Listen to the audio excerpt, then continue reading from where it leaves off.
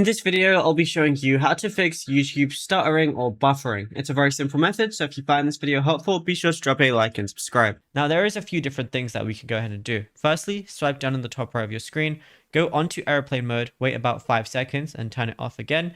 And if you were previously using YouTube on Wi-Fi, try it on mobile data. And if you're using it on mobile data, then try it on Wi-Fi. See if either of those two things work.